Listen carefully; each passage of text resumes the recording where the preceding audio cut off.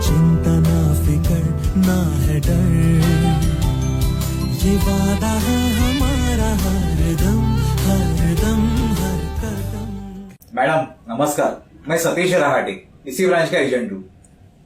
नमस्ते सर, कहिए। मैडम मेरे क्लाइंट का एक ईसीएस मैंडेट रिजेक्ट हो गया है। सर, सर्वप्रथम मैं आपको ये बताना चाहूंगी कि रिजर्व बैंक ऑफ इंडिया के आदेशानुसार नवंबर 2016 से ईसीएस प्रणाली को नच प्रणाली में परिवर्तित कर दिया गया है। नच? मैडम ये नच क्या है? नच यानी नेशनल ऑटोमेटेड क्लियरिंग हाउस। ये प्रणाली ईसीएस की तरह ही काम करती है, जिसके जरिए आपके प्रीमियम की किस्त बैंक खाते से कट जाती है, लेकिन उसके लिए आपको ये नच मैंडेट फॉर्म भरना जरूरी है। ये लीजिए। मैडम ये फॉर्म कब भरना है? अगर आपको नई पॉलिसी के लिए नच सुविधा लेनी है तो आप प्रपोजल फॉर्म के साथ ये फॉर्म दे सकते हो, या तो आप अगर मौजूदा पॉलिसी के लिए ये सुविधा लेना चाहते हैं तो आपको आवेदन पत्र के साथ ये फॉर्म देना होगा। मैडम ये फॉर्म कैसे भरना है?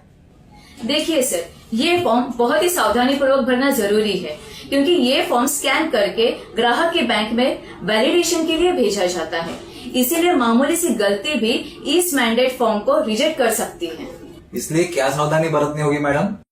सबसे पहले आपको ये देखना होगा कि इस फॉर्म पर किसी भी तरह का ओवरराइटिंग न हो, इस फॉर्म पर किसी भी तरह का छेद न हो, न स्टेपलर से न पेन से, न इस फॉर्म को रबर बैंड लगाना है, न इसे मोड़ना है। और ध्यान रहे, ये फॉर्म ओरिजिनल ही देना है, न कि जेरोक्स। और एक बात मैं आपको बताना चाहूंगी कि हर एक पॉलिसी के लिए आपको अलग अलग नच फॉर्म देने हैं। अगर आप 5 पॉलिसी प्रस्तावित कर रहे हैं तो आपको 5 फॉर्म भर के देने होंगे। इस फॉर्म के साथ कौन से पेपर देने होंगे मैडम? इसके साथ आपको देना होगा एक कैंसल चेक जिस पर ग्राहक का नाम छपा हो, या बैंक पासबुक के प्रथम पन्ने की जेरोक्स, या फिर बैंक स्टेटमेंट की कॉपी।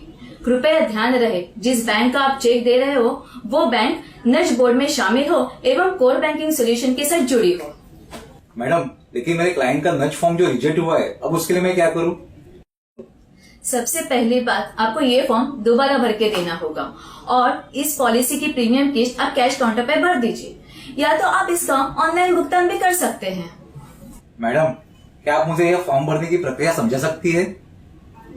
हाँ जरूर। यह है नच मैंडेट फॉर्म। पहला बॉक्स UMRN यानी कि यूनिक मैंडेट रेफरेंस नंबर, इस बॉक्स को ना भरिए।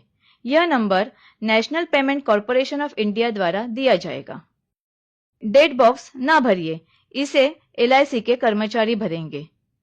सभी नई एवं मौजूदा पॉलिसी के लिए क्रिएट बॉक्स में टिक कीजिए। आपके बैंक खाता प्रकार को टिक कीजिए। अब खाता नंबर ध्यानपूर्वक भरिए।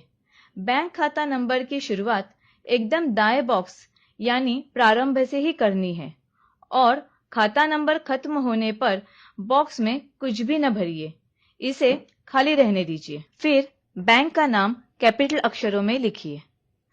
अब IFSC कोड लिखिए। उसके बाद MICR कोड लिखिए। रकम के बॉक्स को खाली छोड़ दीजिए, इसे LIC शाखा के कर्मचारी भरेंगे। अब प्रीमियम भुगतान की विधि टिक कीजिए, जैसे कि मासिक, त्रैमासिक, अर्धवार्षिक तथा वार्षिक। नई पॉलिसी के लिए यह बॉक्स खाली रखिए, इसे LIC शाखा के कर्मचारी प्रस्ताव स्वीकृत होने के बाद भरेंगे। मौजूदा पॉलिसी के लिए कृपया 9 अंकों का पॉलिसी नंबर लिखिए। ग्राहक का मोबाइल नंबर एवं ईमेल आईडी भरना अनिवार्य है। Period from and to box को खाली रखिए, इसे भी LIC शाखा के कर्मचारी भरेंगे। अब सबसे महत्वपूर्ण बात, ग्राहक के हस्ताक्षर एवं नाम जैसे बैंक में दर्ज किए हैं उससे मिलने जरूरी है। कृपया इन सूचनाओं का पालन करें ताकि आपका नच मैंडेट फॉर्म रिजेक्ट ना हो। धन्यवाद।